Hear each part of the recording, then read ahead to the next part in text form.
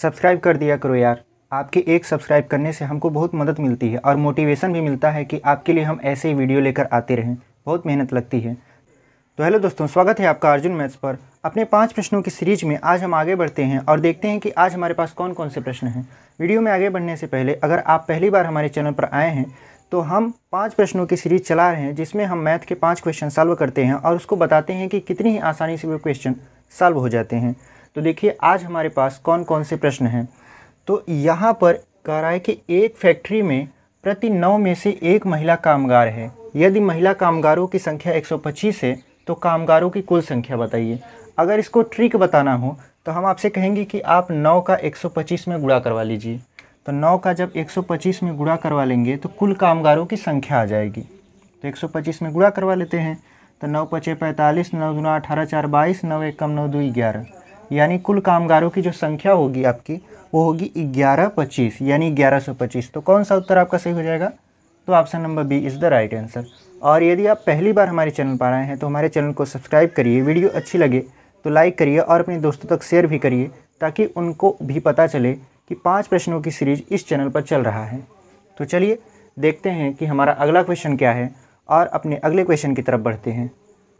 हमारा जो दूसरा प्रश्न है वो ये है कि यदि a बराबर b का 2/3 और b बराबर c का 4/5 तो a अनुपाते b अनुपाते c का मान क्या होगा? बहुत ही सिंपल प्रश्न है। देखिए जो 2/3 दिया है इसको लिखिए 2:3 और जो b बराबर c का 4/5 लिखा है ये 4/5, इसको यहाँ लिखिए 4/5। अब देखिए यहाँ पर ये जो अनुपात है ये a अनुपाते b है और ये जो अनुपात है ये b अनुपाते c है। तो यहाँ पे b का मान देख रहे हैं अलग अलग है, एक में 3 है और एक में 4 है, तो बराबर कैसे होगा? तो यदि इसमें हम 4 का गुणा करा दें और इसमें 3 का गुणा करा दें तो ये हो जाएगा 4 तिहाई 12, ये हो जाएगा 4 तिहाई 12, बराबर हो जाएगा। तो 4 का गुणा जब इसमें कराएंगे तो ये हो जाएगा 4 दूना 8 और 4 तिहाई 12। अब इसमें गुणा कराएंगे तो हो जाएगा 4 तिहाई 12 और 5 तिहाई 15, यानी इसको लिखना हो a अनुपाते b अनुपाते c में तो ये हो जाएगा 8 अनुपाते 12 अनुपाते 15।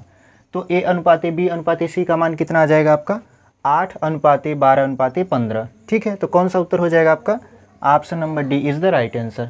हम ऐसे ही प्रश्न लेकर आ रहे हैं तो वीडियो को पूरा देखिए और देखिए कि कैसे कितनी आसानी से इन सभी क्वेश्चन को हम सॉल्व कर रहे हैं। और वीडियो पसंद आए तो वीडियो को ज़रूर लाइक करिए और सब्सक्राइब भी कर दीजिए। आपके सब्सक्राइब करने से हमको बहुत मदद मिलती है।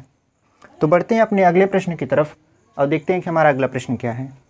जो हमारा अगला प्रश्न है वो ये है कि यदि एक कमीज की लागत 20% की छूट देने के बाद 64 रुपये आती है तो इसकी मूल लागत क्या थी? बहुत ही आसान सा क्वेश्चन है। देखिए यहाँ पे लिखा है 64, तो आप लिखिए 64 गुणते 100 और 20% की छूट दे रहा था तो लिखिए 100 - 20। अब इसको देखेंगे तो ये हो जाएगा आपका 64 गुणते 100 और 100 में से 20 घटाएंगे तो हो जाएगा 80।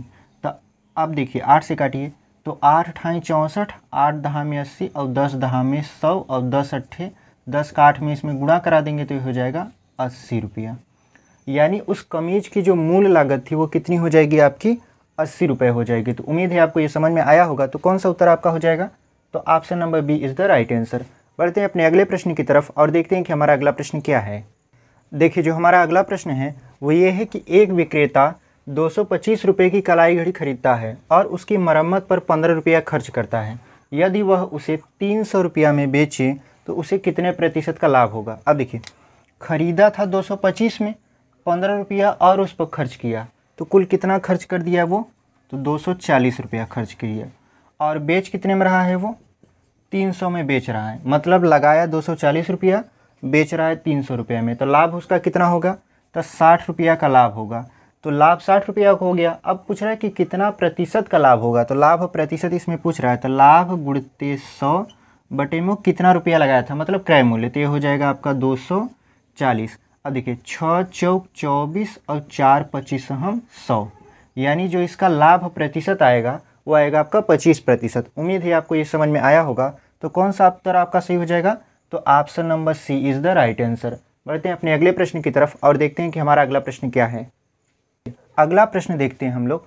कह रहा है कि 2 वर्ष पूर्व 8 सदस्यों के एक परिवार की औसत आयु 18 वर्ष थी।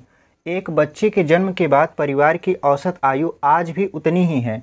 बच्चे की आयु कितना है। देखिए 2 वर्ष पूर्व 8 सदस्यों की जो औसत आयु थी वो 18 वर्ष थी। ठीक है, तो 2 वर्ष पूर्व 8 सदस्यों की कुल आयु कितनी थी हम निकाल लेते हैं। तो 18 का 8 में गुणा कराइए, 18 144 होता है, तो हो गया ये 144 वर्ष। यानी कुल मिला जुला के 8 सदस्यों की 2 वर्ष पहले कुल आयु कितनी थी, तो 144 वर्ष।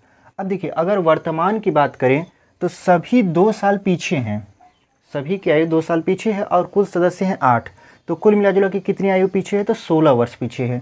तो इसमें अगर हम 16 ऐड कर देंगे तो इनकी 8 सदस्यों की वर्तमान आयु आ जाएगा। तो 8 सदस्यों की कुल वर्तमान आयु इतना है। अब करा है कि एक बच्चे का जन्म होता है और उसकी आयु पूछ रहा है, तो बच्चे का जन्म मान लेते हैं होता है, तो उसकी आयु x मान लिए।